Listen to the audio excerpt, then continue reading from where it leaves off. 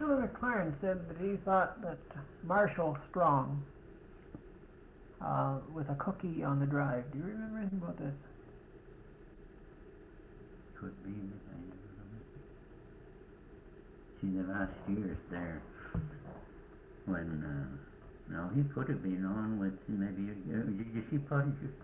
No, I went down to see Pottinger on Wednesday, and he'd been in this car accident, and he was still in pretty bad shape. And apparently it shook him up quite badly, and I couldn't see him.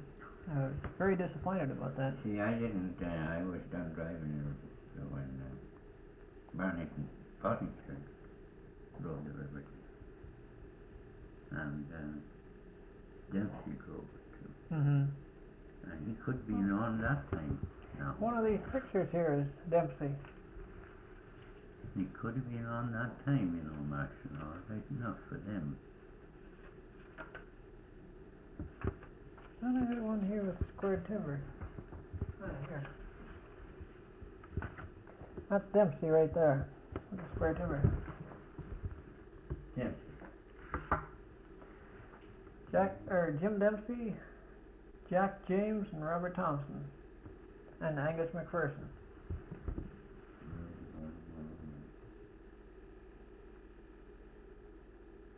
That's from Dempsey, Robert over here.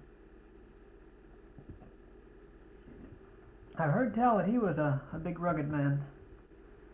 Jim Dempsey? Yes. Oh, that's trouble, I guess he was. That's not around this country for a long time.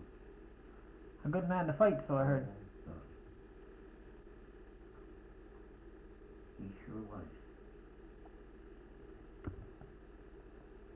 He was. This Jack Costello from Renfrew, he was a boxer in the middleweight. He used to box Montreal, Toronto, all over there. He learned Dempsey a lot. And Costello told me himself, he says I could hit Dempsey, and he said Dempsey was just a wee bit on the slow side. He said he was pretty quick too. But he says I could hit him 3-4 times while he'd be hitting more than me was. But he said I would take a fit on him. And he said, in all the men that he ever boxed with, he said that man could take more punishment than any man he ever knew. Is that true? He said he could take that punishment till he got one open blow, and he said that done. And he wouldn't come back for another one.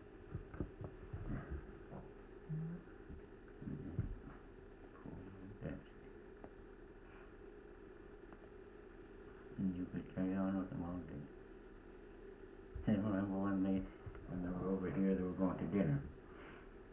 And Jim Dempsey was walking ahead, and Bob Johnson and Jack McDonald was walking behind. And they said, say we catch the bug and throw him down. And they run out behind him, and one cut right around one leg and one around the other one. He just reached for them, all the two of them, put them down here. Struck him up and down. Oh no, he was a powerful man. Yeah. Well, that wouldn't be the same Dempsey that was Member of Parliament down here. Was that the same one? Same one. Yes. Same one. Yeah. There was two brothers of them come from Ireland, and they landed in New York. And one of them stayed there. The other was around. He ran here and there through the States, went over to Canada, and he took up farming about 4 miles out of Canada, called Limestone Lake. He farmed there for a long time.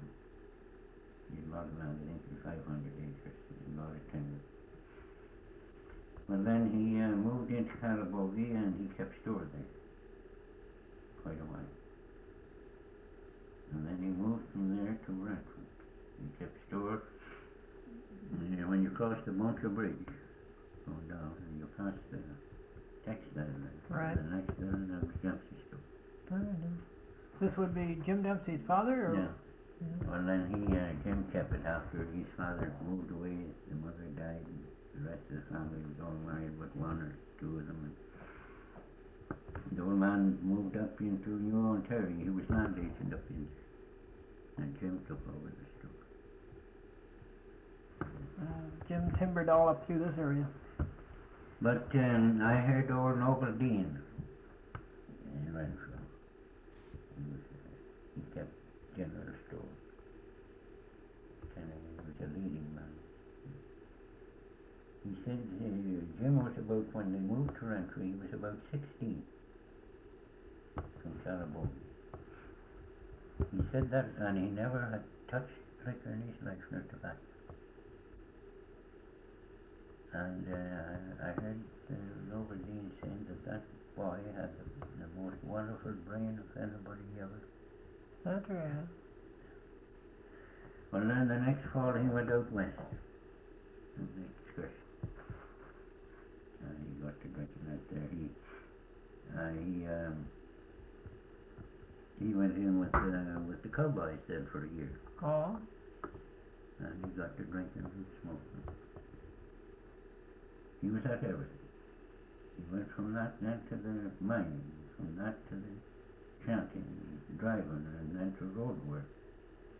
He was foreman a good many times on the road. And big jobs too.